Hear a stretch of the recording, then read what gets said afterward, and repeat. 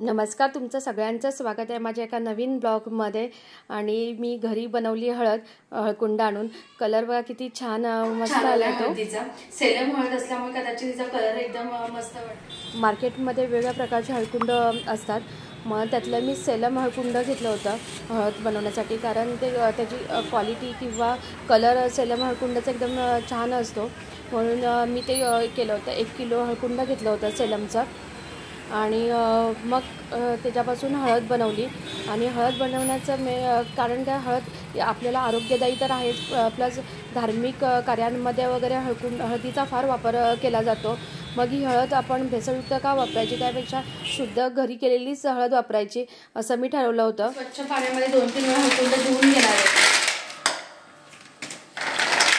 हे 1 किलो हळद आहे, म्हणजे हळकुंड आहे. चला आता 3-4 वेळा पाण्यामध्ये काढून धुवून घेते. दाखवू नका. त्याचं मेन कारण म्हणजे ना, हळकुंडावरती बरीचशी माती धूळ म्हणजे जमा असते, पण आपल्याला ती दिसत नाही. त्यामुळे ही हळकुंड पहिली स्वच्छ 2-3 वेळा धुवून घेणं गरजेचं आहे त्यासाठी. आणि हळकुंड चांगल्या प्रतीचा ओळखायचा असेल ना, तर त्याला गुंज म्हणतात. हे अशा गुंज असलेली हळकुंड चांगली असतात. आणि सेलमचं तर प्रश्नच नाही, म्हणजे ती हळकुंड चांगलीच असते.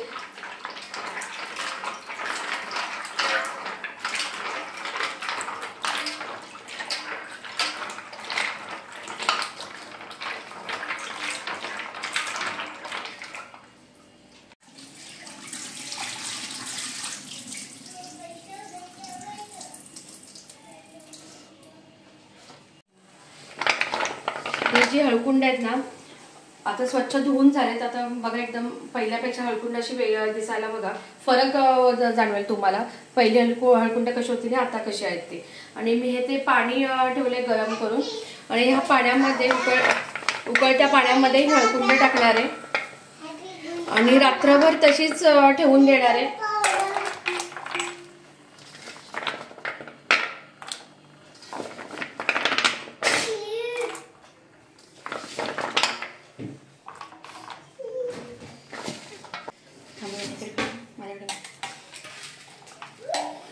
हे बघा, मी काल जे हळकुंड भिजत टाकले होते ते आज बरोबर 24 तासानंतर मी त्यांना हे केले, काढले. तर ते एवढे भिजलेत ना. एक हळकुंड बघा केवढा मोठा झालाय. एवढा जेव्हा हळकुंड भिजली तेव्हा ते इझिली असे बारीक होतात. आणि मी तुम्हाला दाखवते ते केवढे भिजलेत. ते हळकुंड चांगले भिजलेत की नाही कसं समजायचं, तर हळकुंड हे चांगले तुटले पाहिजेत, म्हणजे पटकन हाताने असे तुटले पाहिजेत. हे बघा, अशा हाताने तुटले की समजायचं आपलं हळकुंड भिजलंय व्यवस्थित. आणि भिजला असेल तरच आपल्याला ते व्यवस्थित कुटता येतं. मी आता घरच्या घरी आधी ह्याला कुटून घेते ह्या हळकुंडाला, आणि नंतर मग उन्हामध्ये 2-3 दिवस वाळत टाकते. तर मी परातीतच असे कुटून घेते. वरवंट्याच्या साह्याने मी त्याला बारीक केली. अडकित्त्याच्या ह्याने पण बारीक होते, पण मी वरवंटा घेतला कारण ते पटकन होण्यासाठी. आणि ओली असल्यामुळे ते पटापट तुकडे त्याचे होत होते. आणि तुकडे करून झाल्याच्या नंतर मग हाताने असे त्याला अजूनच बारीक करत होते. असे पूर्ण हळद अशी बारीक करून घेतली हाताने. अजून 2-3 असे छोटे छोटे पीस असे करून घेतले. हाताने बघा किती छान कलर आला आहे हळदीचा. एवढे आणि एकदम सॉफ्ट झालेली हळद, त्यामुळे पटकन तुकडे हाताने पण होतोय तिचे. एकदम मी बारीक करून घेतली हळद, जेणेकरून मग दळताना काही प्रॉब्लेम नको यायला म्हणून. कडकडीत उन्हामध्ये मी 2 दिवस हळद अशी वाळवून घेतली. एका प्लॅस्टिकच्या कागदावरती पसरवून घेतली. ह्या वेळेला इतकं प्रचंड ऊन आहे ना, म्हणजे ती हळद पण एवढी कुरकुरीत अशी झाली ना. आणि जर सकाळीच वाळवण टाकायचं असेल तर म्हणजे पूर्ण दिवसभर कडकडीत ऊन मिळून जातं. आणि मग त्याच्यावरती पातळ असा फडका अंथरून ठेवला, कारण धुळीचे कण वाऱ्यावरती उडून जाऊ शकतात त्याच्यावरती, म्हणून मग फडका टाकून ठेवला. आणि वाळल्यानंतर ही एवढी हळद झाली, एकदम हाताला बघा असं हे होतं, तुटत होती म्हणजे हळद, एवढी झाली वाळवून ती. आणि मग संध्याकाळी मग मी दळायला चालले हळद. म्हटलं घरी मिक्सरवरती कसं लोड आला असतं, एवढं माझं मिक्सरनी लोड घेतला नसता, म्हणून म्हटलं बाहेरच जाऊन येते.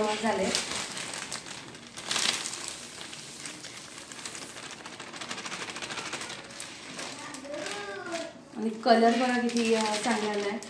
पॅकिंगच्या पिशव्या आहेत आणि ह्याच्यामध्येच मी स्टोअर करून ठेवणार आहे. गेल्या वेळेला पण मी मालवणी मसाला ह्याच पिशव्यांमध्ये स्टेपलर करून ठेवून दिला होता, तर तो एकदम व्यवस्थित राहिलेला. आणि हळद करताना महत्त्वाची एक गोष्ट म्हणजे हळद ही 24 तास पूर्ण गरम पाण्यामध्ये, उकळत्या पाण्यामध्ये भिजली गेली पाहिजे, म्हणजे ती ठेचायला किंवा बरी पडते किंवा अडकित्याच्या साहाय्याने पण आपण ती कट करू शकतो. आणि उन्हामध्ये जास्तीत जास्त वाळवायची. मी 2 दिवस एकदम कडकडीत उन्हामध्ये ते वाळवून घेतलेले, त्यामुळे एकदम अशी कुरकुरीत झाली, हाताला एकदम लागत होती. आणि आता मी स्टोर कशी करते दाखवते तुम्हाला. तर माझ्याकडे हिंगाचे खडे बघा, हिंगाचे असे खडे असतात मिळतात, ते असे टाकून ठेवते मी.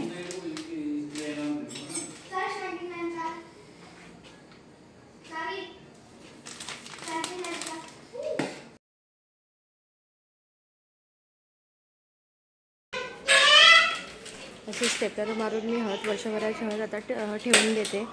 आणि हळद एकदम मस्त आणि छानच झालं. इतका तुझा सुगंध पण असा हळदीचा एवढा घरात दरवळ होता ना, बापरे. म्हटलं खरंच म्हणजे बाहेरच्या हळदीमध्ये आणि या हळदीमध्ये भरपूर फरक आहे.